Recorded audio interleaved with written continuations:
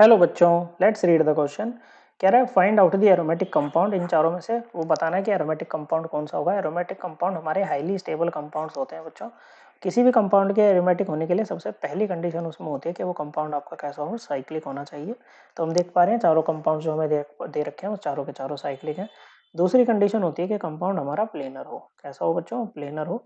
कोई compound planar कैसा होता है, कब होता है बच्चों? जैसे साइकिल बन रही है तो साइकिल को बनाने वाले सभी एटम्स क्या हो बच्चों? आपके sp2 हाइब्रिडाइज्ड होंगे ना, तो कंपाउंड अपने आप में प्लेनर हो जाएगा बच्चों।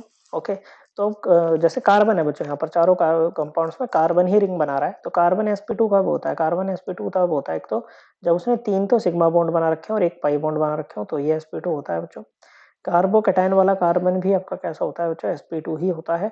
वहीं उसके अलावा अगर बात करें, वैसे तो जनरली कार्बन आयन वाला कार्बन कैसा होता है बच्चों? आपका sp3 हाइब्रिडाइज्ड होता है।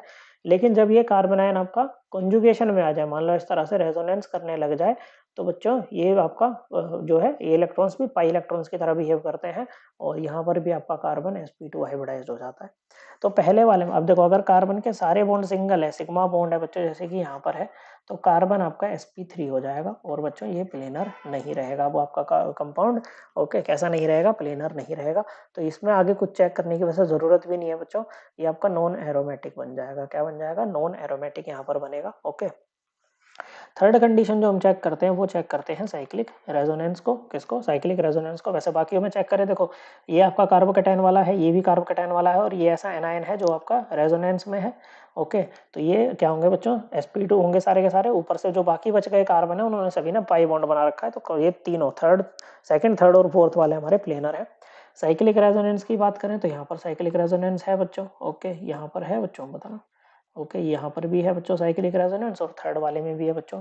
इसमें तो साइक्लिक रेजोनेंस होगी नहीं बच्चों, रेजोनेंस के लिए भी तो सारे पाई बॉन्ड्स आपके प्लेन में होने चाहिए बच्चों, कॉन्जुगेटेड सिस्टम होना चाहिए। यहाँ पर तो बच्चों पाई के बाद सिग्मा, अगर यहाँ पर पाई होता तो ये कॉन्जुगेटेड होता, लेकिन पाई के बाद में सिग्मा है, फिर से सिग्मा आ गया, तो ये कंप्लीटली कॉन्जुगेटेड नहीं है यहाँ पर बच्चों। इतनी रेजोनेंस यहाँ पर चलेगी, साइक्लिक रेजोनेंस इसमें नहीं होगी बच्चों। नॉन एरोमेटिक हमने पहले ही बात कर ली थी इस बारे में।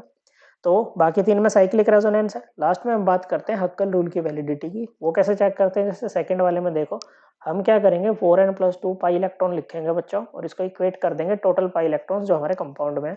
तो यहाँ पर 2 पाई बॉन्ड है तो 4 पाई इलेक्ट्रॉन हुए बच्चों। कितने हुए? 4 पाई इलेक्ट्रॉन हुए। तो ये पाई इलेक्ट्रॉन से पाई इलेक्ट्रॉन को हटा दो, यहाँ पर n की वैल्यू क्या आ जाएगी बच्चों? n की वैल्यू 1/2। फ्रैक्शन में आ रही है बच्चों, अगर होल नंबर में आती ना तो हम कहते हैं हक्कल रूल फॉलो हो रहा है, तो यह कंपाउंड एरोमेटिक होगा। लेकिन फ्रैक्शन में आई है तो हक्कल रूल फॉलो नहीं होगा, तो ये एंटी एरोमेटिक होगा। एंटी एरोमेटिक ना नॉन एरोमेटिक से भी कम स्टेबल होते हैं बच्चों, हाईली अनस्टेबल कंपाउंड होते हैं।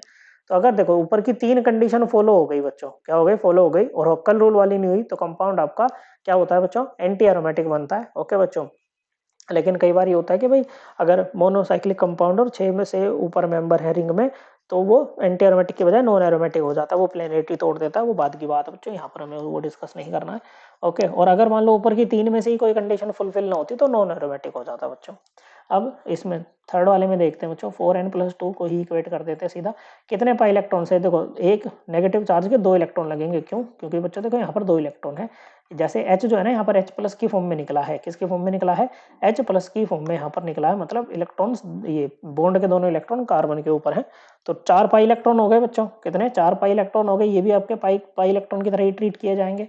यहाँ से n की वैल्यू क्या आ जाएगी बच्चों? 1/2। फिर से फ्रैक्शन में आ गई बच्चों, किसमें आ गई? फ्रैक्शन में आ गई, तो ये भी आपका एंटी एरोमेटिक बना। और फोर्थ वाले में अगर बात करें तो 6 पाई इलेक्ट्रॉन है, 3 पाई बॉन्ड है बच्चों। कितने हैं? 6 पाई इलेक्ट्रॉन है यहाँ पर आपके पास में। ओके, तो n की वैल्यू क्या आएगी बच्चों? n की वैल्यू आ जाएगी 1। होल नंबर में आ रही है, मतलब ये कंपाउंड आपका एरोमेटिक होगा, हक्कल रूल को फॉलो कर रहा है। Correct answer option 4। I hope आपको एकदम क्लियर हो गया होगा। थैंक यू बच्चों।